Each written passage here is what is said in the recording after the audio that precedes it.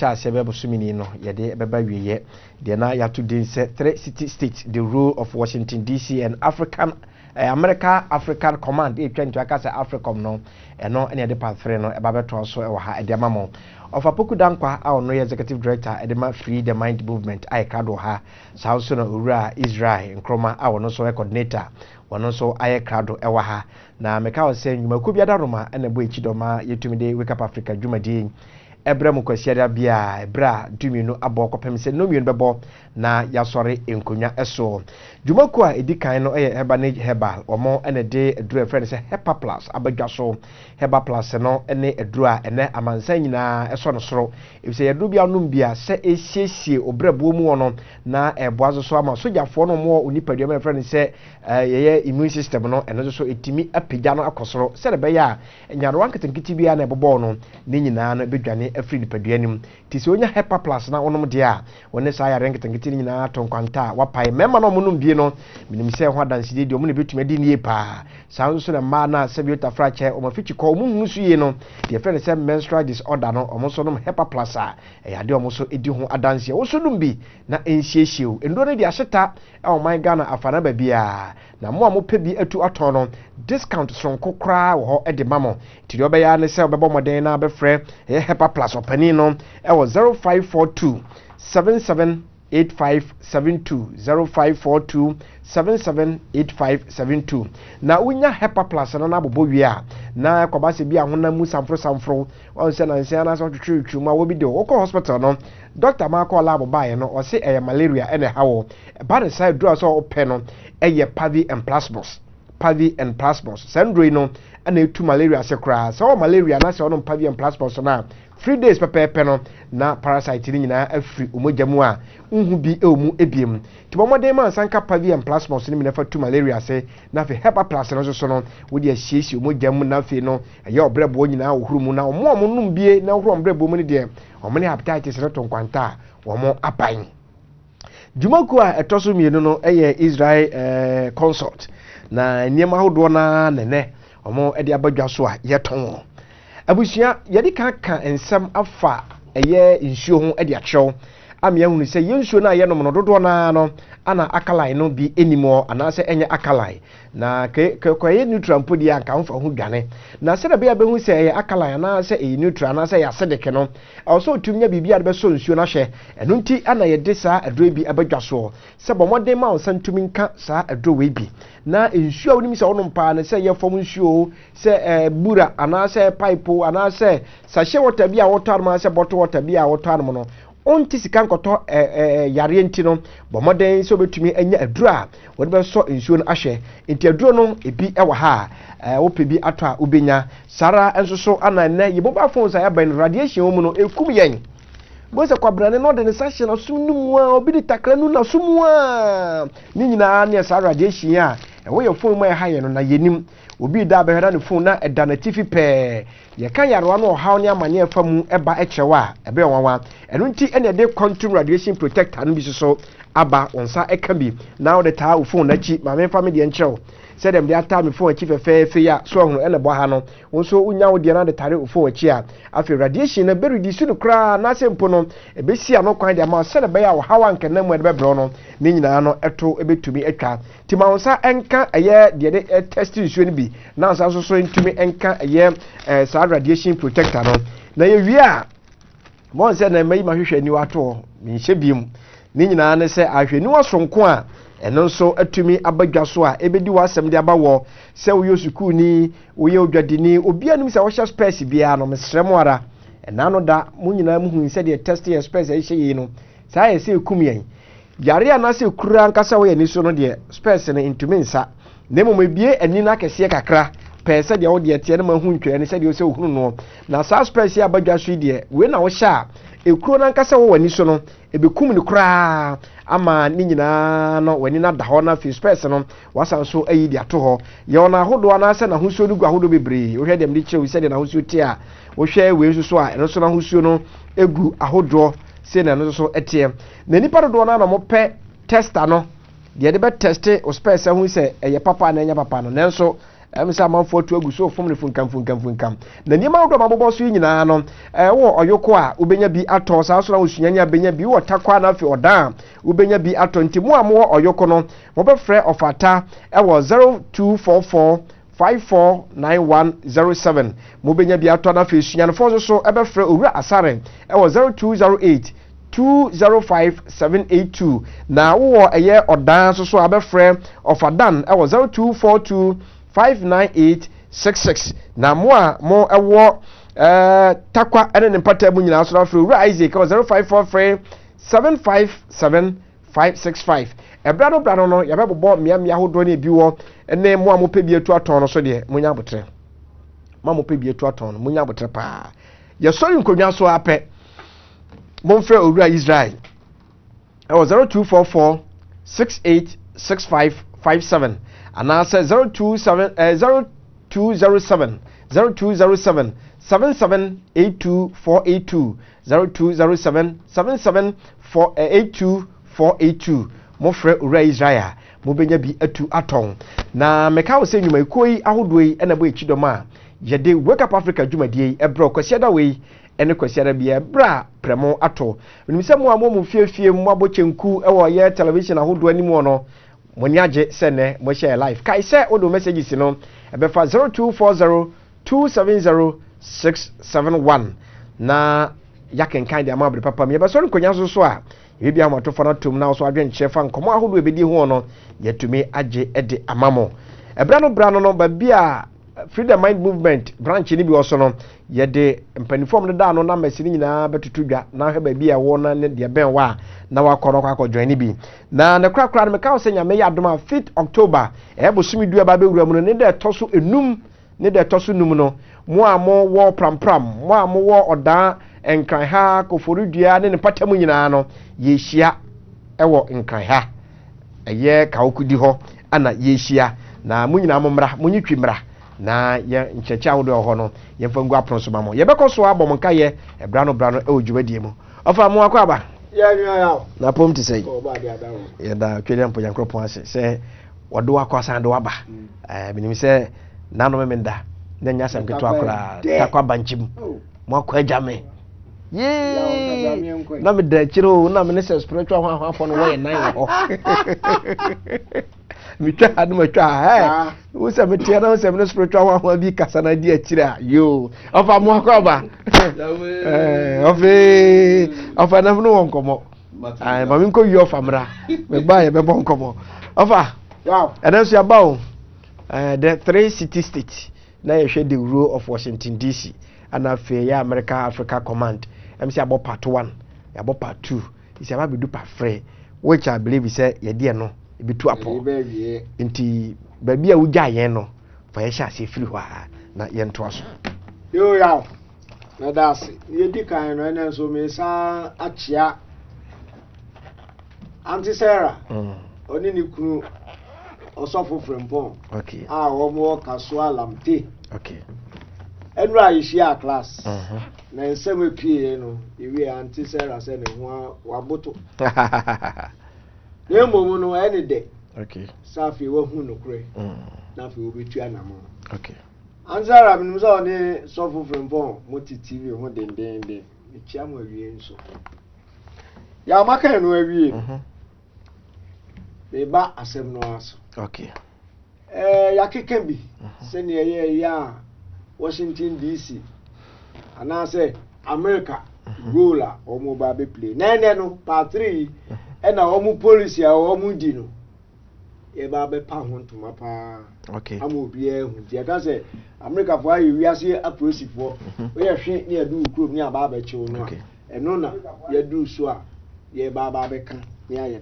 okay now the net ye ni say emfiti ase no America fo policy bi anu omo say ye de ye mpre ho asem di ufi asem yes enti na de e koso owiase ni nyina no omo sisi omo so enti no from a policy of isolationism and after koba say there be entimi ntra ho no sa da bia na ye sa na ya kechi ye sa na say the first world war nke fa ko ho a ye nhia German Jews ya o mebo ye tumu ebe kunkum ya de hie ye do omo ko fa Lusitania ship nunti e ma yenya anamontuo bi etu ya ye bank e no no eno ba wie no ye sa ko ye ebiem ye de empe ho asem na emom no ye de ebo ye tirimu po se sa konya bia ba na se second world war ba ene ye se etimi ya ahoboa se ne ebetimi adi ewiase suye enti no de ba ye ne se eno so almost start isolationism sa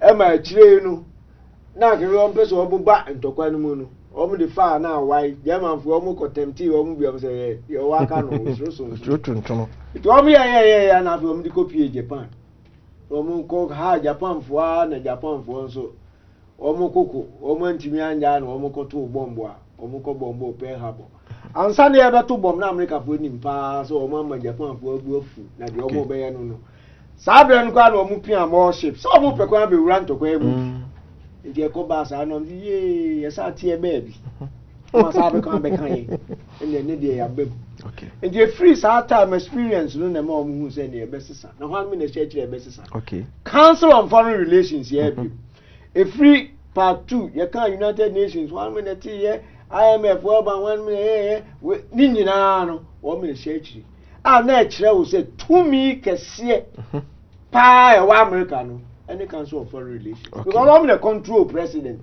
I'm the control Congress. Information wa America no, I'm the kura bibia. Bi obuku bi wa ha. Na ahwemu a, I'm just a conspiracy for global control. Okay. Almost spread almost tentacles say judiciary wom, legislative wom, media wom.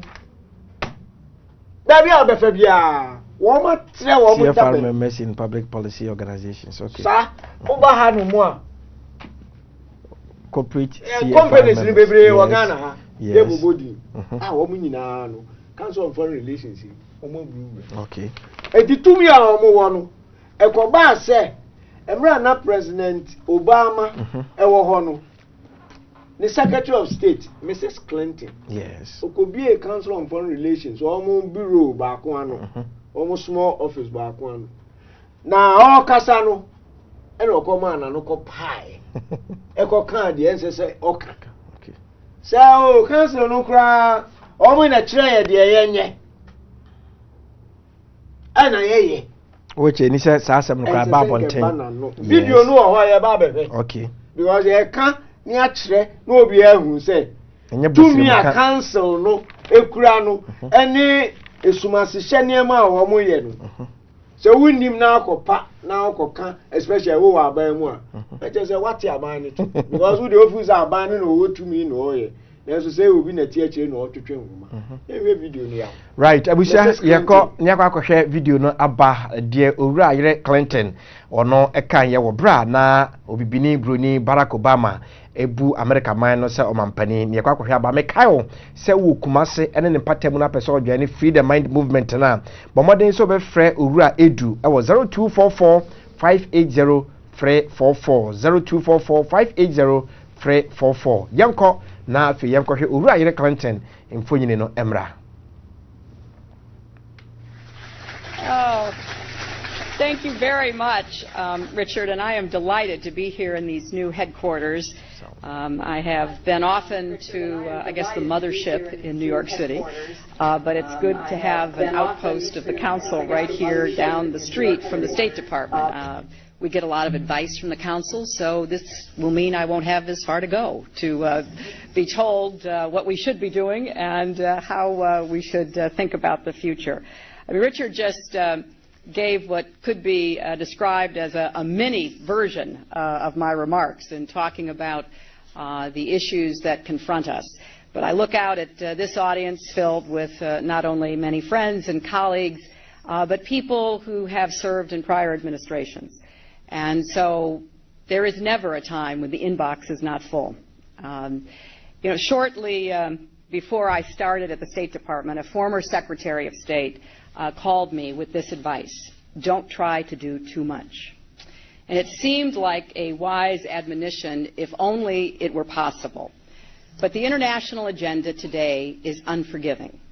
2 wars, conflict in the Middle East, ongoing threats of violent extremism and nuclear proliferation, global recession, climate change, hunger and disease, and a widening gap between the rich and the poor. Sia panfo kakum yagene kwaku anum se de bribia ye no yitumri na ya cheresie owuraire Clinton anate so no atora num tu no fa yaw waka ndi ave ya da so mo na we kyerɛ mo sade wia de da kye no yenye no te kasa bibiman mu ni hia mu bedi hia mo ntum agudie me kyɛye na mo betu abɛkyɛye o be manipulate yen ofa to aso ne nko yaw da ku ya da sorry ya graphic February 27, 2019. Okay. It could be a center spread there. Ghana gets new Council on Foreign Relations. Okay. The CFR Ghana, which is a think tank on the country's foreign policy and international relations, is modeled on well-established think tanks such as the Council on Foreign Relations in the USA and the Chatham House in the United Kingdom. Yo. Assembly. Enipa or the idea about the Council on Foreign Relations, man, was a all American institution. And then Ghana, yes, you have a Council on Foreign Relations. Now the Enyano, a Baba Canta America for the and I say, a bad day. That's all I say, a model on the line, saying America, the Nana, not just a dear man or mobile. Okay. Yeah, overcome baby, a mama. So you never can say another Jura Wawa, not just as Samamba. Jura Wawa, just as Samamba. Okay. History of the council, right? The CFR Ghana, which is a think tank on the country's foreign policy and international relations, is modeled on well-established think tanks such as the Council of Foreign Relations in the USA and the Chatham House in the United Kingdom. It was started in 2008 during the tenure of Mr.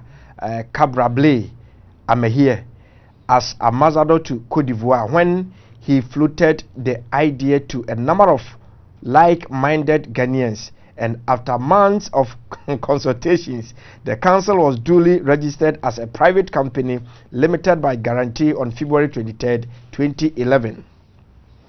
Its establishment is intended to enhance the advancement of the country's foreign policy and its relations within the Committee of Nations of Amedemano SC. Okay.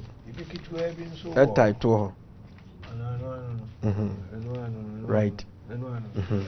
We a bra said ye abakwasam kakra e wo ho ebra na opani bi Ghana ni de hye eyewura Cabrablé Amehie no eye Ghana bana na misini e Cote d'Ivoire ano no ne saa adwene ne bankrofobia no mo saa adwene ne bi ode adwene mo anom ye Ghana adehye enti be bosome kakra bi omo suesu adwene keka adwene ebomu no ana fe iku no omo de hye kratase e wo jefo bosome ne da na toso aduonu miensa e wa fimpino ni eduba komu na chese be 18 years nie ana otu sarmo so register no mo register ne se de potokase mekano ne se private company limited by guarantee no ana omo and I no mo register no na botai ni nyina ne so mbeboa na oman ne mahodo so hyehyeye no atumi apagya na afa nyonkofo so a egina omo ntemo no so no atumi egina na so no ne botai yo ya it is ye work an say ambassador Blé Amehie una ware kofa bai ye nyina ye nim Council on Foreign Relations e ye duma wo mo ye enti dia wo di aba no ba be ye de why ambassador da enti e bia okohunu bibia ye nim na president no e di man no so ye ambassador DK o say ona no ye president Kufuor the secretary. Okay. Enti no mu nyina no ma ambassadors da na mom say a Council on Foreign Relations dia mesramo a onwene hu bi. Okay. Metimi aka o hwa no. Enti free samre no a omu free omu America free na isolationist mu no e na omu ye ni say enani antena ho e ma obi e ma meye bibi ansa na yetimi asori. Okay. Enti ene no ya page emu ya sesa no ene no ye policy a ye di ma wiase nyina ni say ye wo bibi a ye frɛ no direct intervention. Okay. Enti say who were president wo ye obi a wukura tumi na say ye no wo nkuta hodie bi ni edi na fe duru ba bi o pese o short change yen ana say o pese o twe ho free ho a ye wo kwan si e dia sojafo e be bo man ya ba be chu. Okay. na asem we obi a bi o tro book bi an e friend no Confessions of an Economic Hitman ono obeda sansem yedi obeka ye efiza no no oka ho oye wo mo eta asoma wo mo emu wo mo ko amaso wo mo ni aban ekodi nkita ho ye pese mo fa kwan we so ye pese mo ye sei enti wo yesa me de menye me de mempene me de sei ne me ya na je se wo twi trouble na ma okay enti no ebebre bai enti no enu ba be ye say direct intervention na ayi bi oha na enka ebetimi anka ebe kan o cheche mu ma ye se na esitie ye ba ne no kan na se wanti a ne asoma nkofo wi fe mu de jaka okay jaka afo no ba no so be ya na se wanti a ye obi hu an se marines ya no mo na e ba no enu ni video ho nse se ebe kan ye video no time nti right ye bre ni nti ebetum rika na Confessions of an Economic ya kwa akɔhye eyesa video no na ye ba afi ya to ankɔtwetwe no so e de ama me koso ka say Wake Up Africa dwumadi esuni mu amowo sunyane brekum ne pata mu nyina mpese mo join movement ne bi no mo nso mo be frɛ owura asare e wo 0208 205 782 0208 205-782 sunyane brekum ne pata mu nyina no sunyane eho ana mo betumi akwakohyiara mo frewura asare a obebo mo na motumi ahia yenko na yenkohwe video no emra. From my perspective as an economic hitman, what's really been going on in the history of this world in my lifetime, which really began at the end of World War II. I was born just before World War II ended in 1945. My dad was in the Navy at the time. He didn't see me until I was a year old because of World War II, because he was serving in the Navy. I didn't see him either till I was a year old. I don't remember that occasion, but he tells me he does. From my perspective, what we've been doing since the end of World War II is building an empire. And today we have managed to build the world's first truly global empire. It's the first in the history of the world. And it's also the first empire that's really been built without the military for the most part. It's been built through economics. Through economic hitmen like me. The military has been there standing in the background, prepared to go in to serve us, to take care of things when we failed. But it's been essentially built through economics. And in the process of building this empire, let me go back. This empire is the first truly global one. We're unchallenged by any other superpower. We're challenged today by men and women with homemade bombs on their backs, but we're not challenged by any other empire today. And it's the first empire that hasn't been built primarily by the military. It's also the first empire without an emperor. And again, some of you may dispute that. you strong Democrats out there. But the fact of the matter is, instead of an empire, what we have today, and what's been growing stronger and stronger since World War II, is what I call the corporatocracy. And this is a fairly small group of mostly men who run our biggest corporations.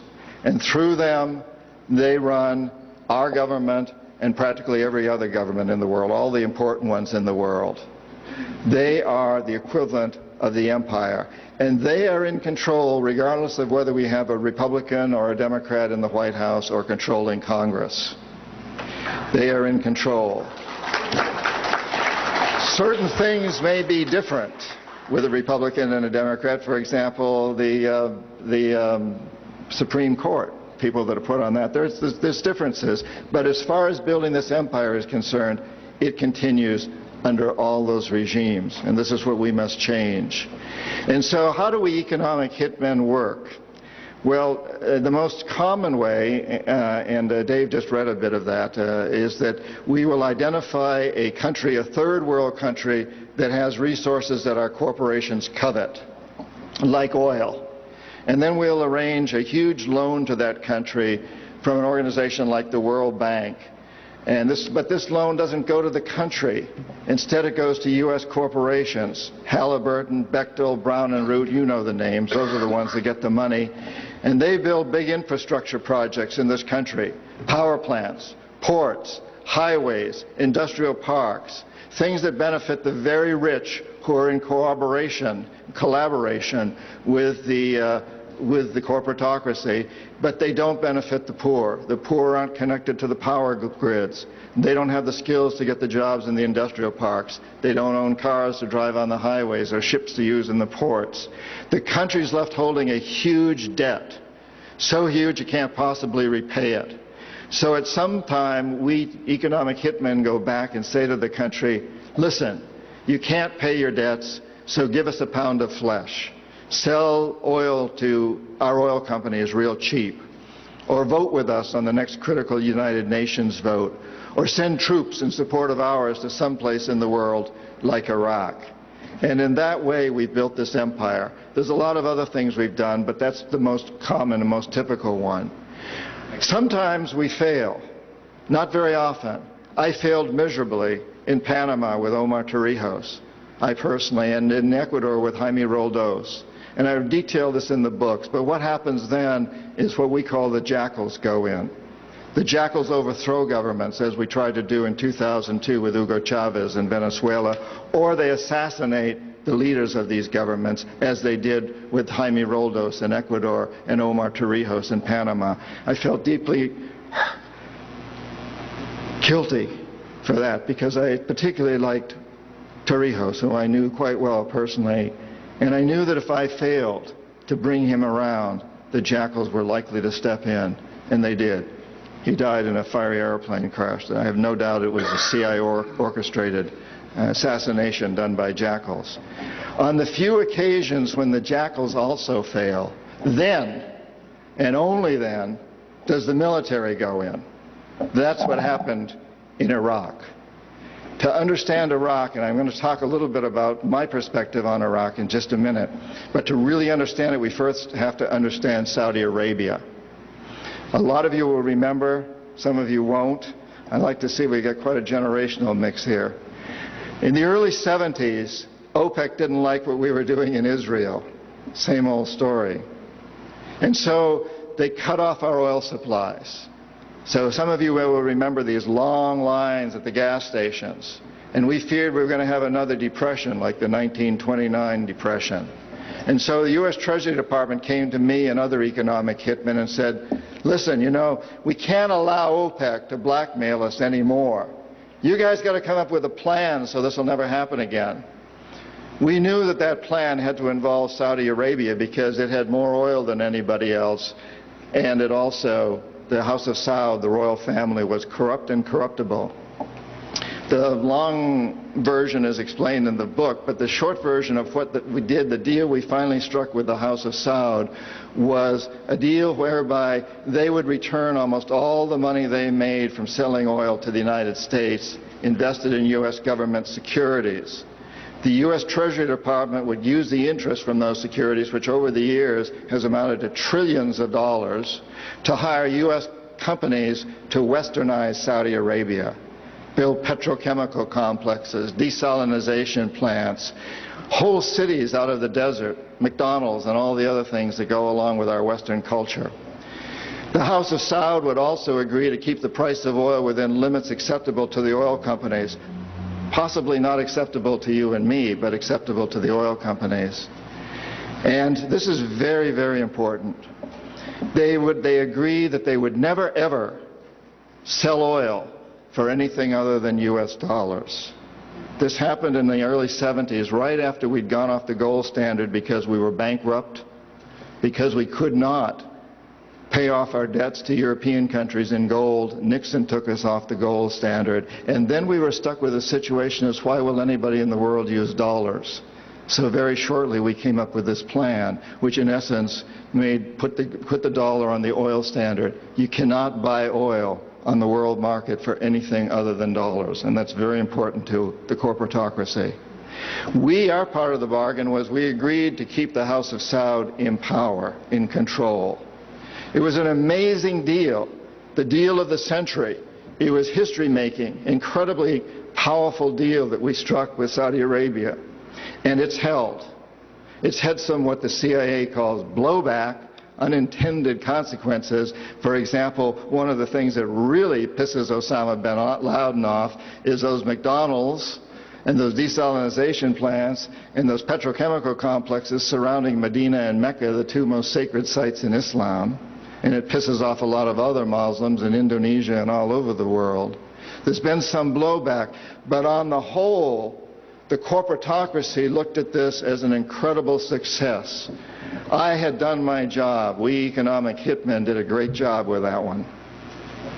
So we decided that Saddam Hussein ought to accept something very similar. Now, probably a lot of you know that Saddam has been our boy for a very, very long time. You may remember Abdul Karim Qasim, who was president of Iraq in the early 60s. Qasim came up with a unique concept. He said, Iraqi oil ought to go to benefit the Iraqi people. How novel is that?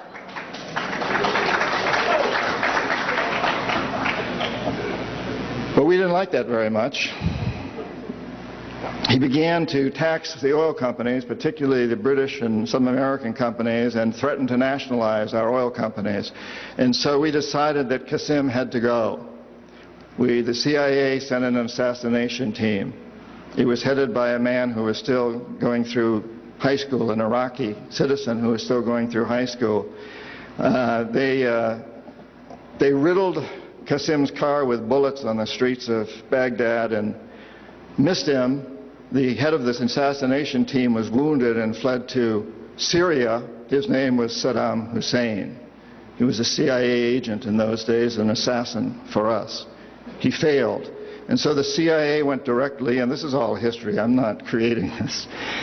CIA went in and had Qasim publicly executed on Iraqi television. They put Saddam's cousin in charge. He became president of Iraq, and Saddam became vice president in charge of security. Eventually, as you know, he became president. He was our boy. He was our man. And so, and we sold him a lot of, and gave him a lot of tanks. We built him, Bechtel built him big chemical, I don't know, my father-in-law was chief architect at Bechtel, built Saddam big chemical plants that were used, and we knew that they were used to make mustard gas and other chemical weapons that were being employed against the Kurds and later the Iranians. We knew this, but we sold him these things. And in the 1980s, we decided that Saddam Hussein ought to accept something similar to Saudi Arabia. It was such a successful deal, because after all, what we want to do is control the Middle East and control the oil in the Middle East. And incidentally, I'm going to get back to Iraq in just a moment. But for those of you who think that Israel is about creating a homeland for the Jewish people, you're as deceived as most of them are. It's partly about that, perhaps, but what it's really about is creating a surrogate fortress in the middle of the Middle East. The Israelis are being used as pawns. They're being used like old armies used to use sheep that ran before the armies. They're our surrogates. And their leadership knows that. Most Israelis probably don't. They think they're creating a homeland. But it's a very, very sad situation of what's going on there. And of course, the Lebanese and the Palestinians are caught in the middle of this. And Iraq is part of that too. We have to remember that Middle Eastern oil is the oil that's used by a great deal of Europe, and China and Japan. If we control Middle Eastern oil, we control our biggest potential competitors, Japan, China, Europe. So it's very important that we do that. So in the 80s, we decided that Saddam ought to accept the same sort of deal that the Saudis had accepted. The economic hitmen went in and did their job on him, but he wouldn't buy. He'd been our man, but he wouldn't buy. If he had, he'd still be president of Iraq, and we'd be selling him all the tanks and fighter jets and all the chemical plants he wants. But he wouldn't buy. So he sent in the jackals. They couldn't take him out. His security was very good, and he had many doubles, many lookalikes. Now, in the case of both Roldos and Torrijos, the way we assassinate presidents like that, well, let me ask you a question. If you're the president of a country and you're surrounded by men with AK-47s and other heavy armaments, your bodyguards, and somebody wants to assassinate you, who's the most likely candidate to be your assassin? Your bodyguards, particularly if they happen to be trained at the School of the Americas. And Roldos's and Torrijos's bodyguards were trained at the School of the Americas. Almost all of them were. Now, we all know that men like that, trained in those schools, are usually pretty loyal to their trainers, their mentors. They were also very underpaid. And so, for example, in the case of Torrijos, what we did was go up to one of his bodyguards, sent his teacher from the School of the Americas to a couple of his bodyguards, who were making about $10,000 a year. And the mentors went in, the teachers went in and said, look, you know, you'd be doing this country a great service if you get rid of this man, this Torrijos. You've got to get him out of here. And incidentally, here's $100,000. You're only making $10,000 a year, so this is a pretty good deal. We could do that. In the case of Iraq, Saddam had been our man. He had been our assassin. He knew our ways. He knew how to protect himself. He had damn good security and all these look-alike doubles. Now, what's the stupidest thing you can do if you're bodyguard to a president? Shoot his double. And if you never know who you're guarding and somebody offers you a high price to shoot somebody and you don't even know who you're guarding, you're probably not going to do it, because, by God, if you shot Saddam's double, you and your family and everybody else you ever ran into on the streets, life wouldn't be worth much, would it? So we couldn't take him out. So in '91 we sent in the military, our military, and some of you people were there. We could have taken Saddam out at that time, and I think you who were there probably know that better than anybody else. But we didn't want to. Saddam was the type of man the corporatocracy likes. The strong man, could keep his people under control. He could keep the Iranians under control on their borders pretty well. He could keep the Kurds under control. We thought that when we took out his military, he would be sufficiently chastised that now he would buy our deal. So the economic hitmen went back to work on him in the 90s. Couldn't bring him around again, though. Again, if they had, he'd still be there. The assassins couldn't take him out again. So once again, the military went in. Osha manimu a utimi se manimu kura sesa. Me nyina se opani na asem no ka no areho. Wa woto man mu na wo nsusuye no wadwene apese wo toto man na man timi konkan no. Oman bi so te ba bi na so ya ba se sa nhye ya pese odi bu man no yemfa so. Ye kana untia na wa ankasa nipa mo twa ho ahia a wo se bi obody gas ni ade no. No ma plant biom nye de kutia nye yiwa firi ho no mo nya kwan abe fauma na so ma be manipulate o leadership no ni nyina ne se fanwo ewo man mu no eno anomo no mo pe na mo hwa aman ahodo bi a ye ka so mo ka eye superpowers na ho a enam se omo so je fanwo firi ho nti se ko ba so mo benya tumi e di control o man no de a indirectly no mo ne control sa other superpower countries no we nyina ye nsem bi a areho ne ebusa se before da ben ane betumi ade ho Africa is kokonsem ye hwe nhihye yi odi agu akwan mu timu pa hodo se wo ho no aba mbesi school da mamo besi yaresa bia mamo besi ndwumakuo ya mamo na emu de na ye de ne ani age a adan of the day ni timu po ene se wajapade bi awo no eno ana wa target so ba be control ahomte pa ofa wa ha menka kese ofa yaw ekwa video number yakwa video number ensam de bi ensam de wayi bia gu honum na de wo mu ni se bibi nso fa ye ho e wo Ghana ha okay yenso ye ba be bisa question if the book no otro ya owura no otro na ehu no so no ani Confessions of Economic Hitman. Yes. Na baby no or describe economic hitman. Yes.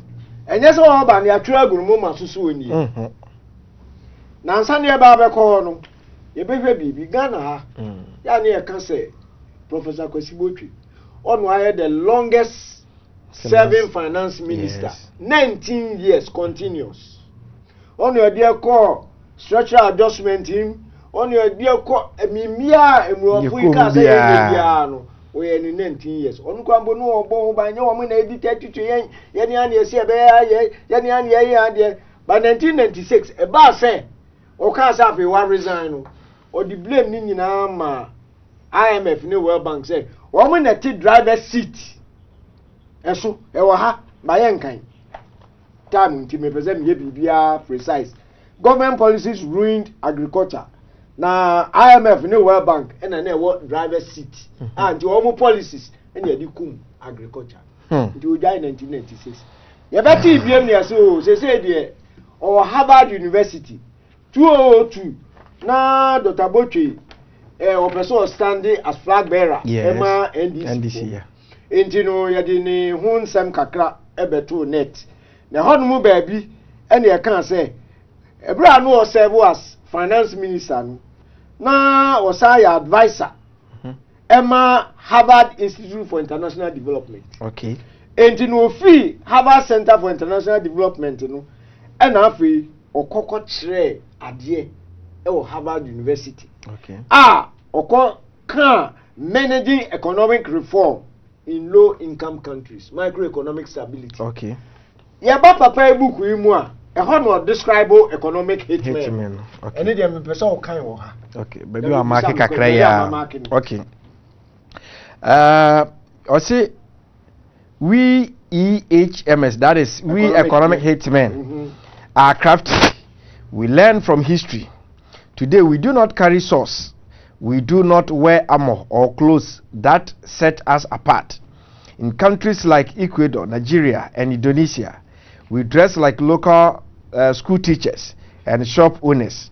In Washington and Paris, we look like government bureaucrats and bankers.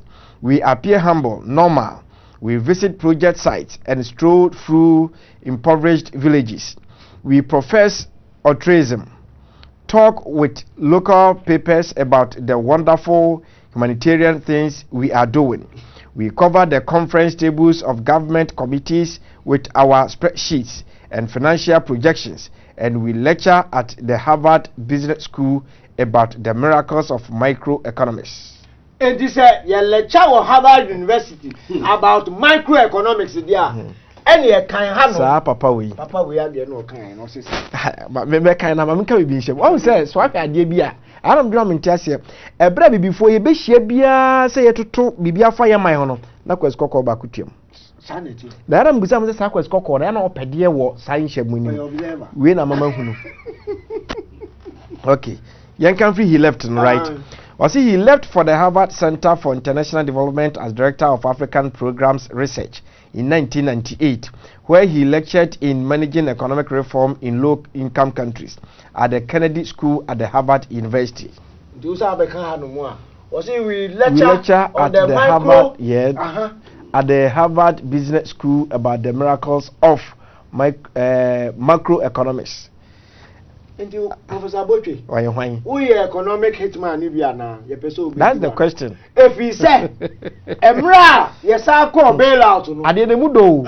On one, yes, I found no. So, IMF won't negotiate. No. Bailout. The Professor Botwe. Question you see, Busano. Because a book he say, more lecture or Biawi. That's also lecture or Biawi on this same subject matter. Who are you? In the case 19 years, the longest serving finance minister.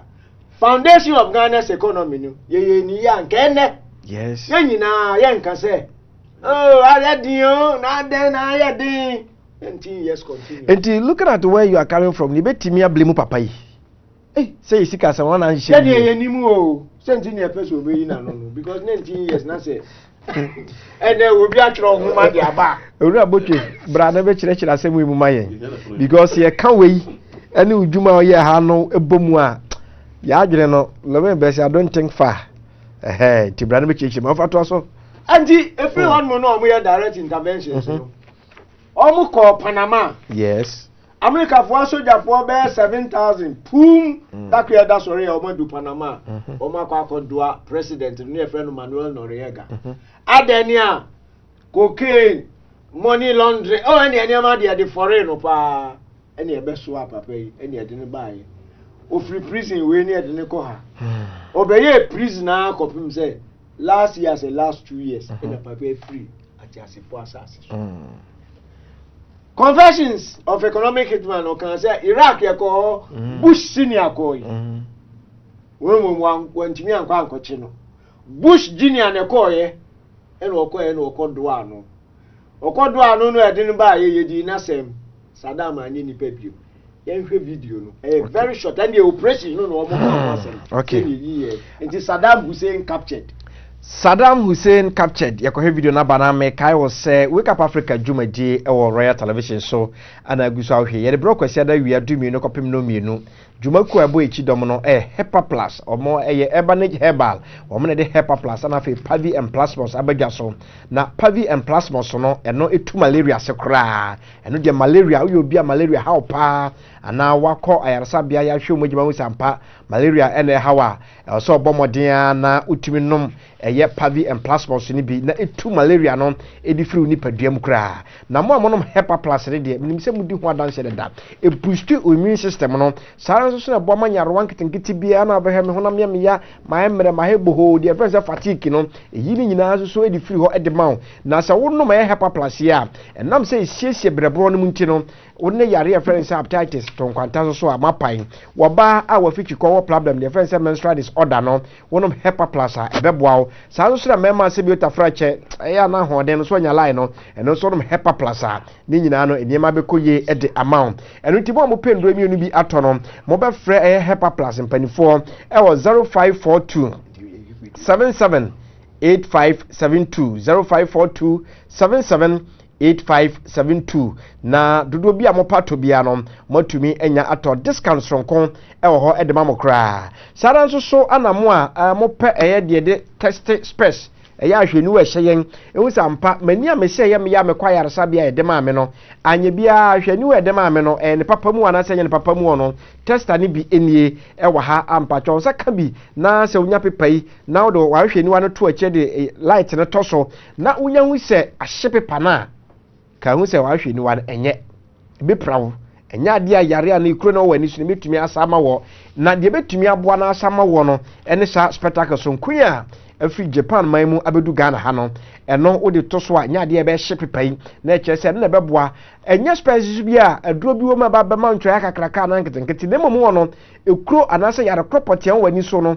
spices hye wa automatically no ekum ni nyina eyi wani so wan mu wani no eda ho ama atumi hu ade ye pepepepepe na afi wo de spices ato ba bi adwono ho se nyame ewo no na won hye spices eno nteni so de spices hye ekopie otwedi ampoyankopɔ anim ewatemu opanim wani na de bae ne fa ne saa akɔ wɔ bra ubenya saa space bi yɛ de testing bi so wɔ ha na ne nyina atwamu a yɛ wade na de testing nsuo ni bi susu nie yɛse water is life nsuo ɛno a na ma yɛ nkwa nsuo yɛ nkwa nanso so ha banum nsuo bi na afa akɔ water is death eba se be ha dwe papa enti bomode man santumi kasa HBB na afa ko test nsuo no na we say akala na se neutral na se acidic kasa nsuo na numbiem da na mom say akala na se neutral de a na je se eye enti man santumi ka bi emfa nsuo nko bi fie so on test man wan kasa nya bito na fa test nsuo no ana nu twam so a ade e friend say quantum radiation protector no eno bi susu ne de tata mobile phone achi no se de be radiation na ewo ye mobile phone sumu a haye de cancer ne yarwa hodo bebrebre no ni nyina na ebe twato de ama na se be sizi ne enso so yetumi asu phone ne asu no ekwan papa so na wo pesa nyema nyina bi ato a bebo moden a na wafre owura ye de ne na mayi ebeto dwan ye sori nkonwa so a be 0244 686557 0244686557 and 0207 7782 0207 7782 na empanifo nyo so na nyema nyina entimi konkan yakohwe Saddam mfonyini no anane kasafoni no abasisia